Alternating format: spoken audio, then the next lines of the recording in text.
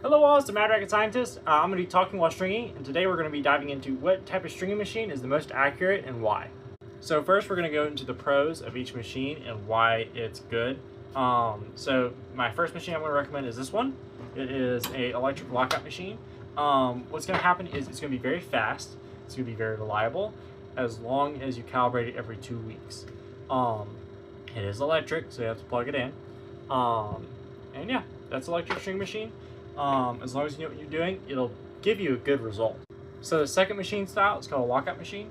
I never recommend these, but the pros of it are it's very cheap and it doesn't require calibration too much just because it uses a spring. It doesn't use a electronic feedback system or anything like that. So those are the only two pros for me. I have a lot of cons. And then the last one, and my favorite, is a drop weight machine. The pros are it uses gravity to operate and a ratchet system. Ratchet systems don't break that easily unless you purposely try to break them.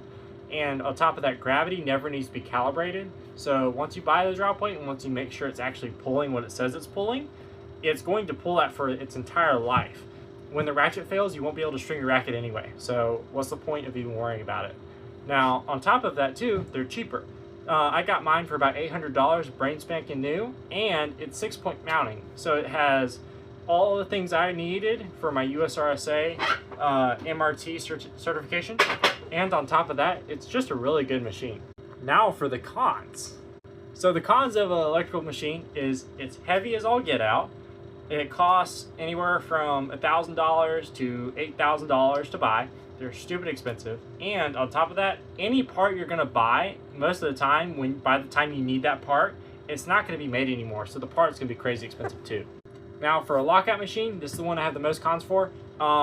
It doesn't pull tension accurately regardless of what you set it to. It needs to replace the spring every once in a while, determined by the amount you're stringing on it. Anything that's designed to have a part replaced, in my opinion, is completely obsolete and should not exist.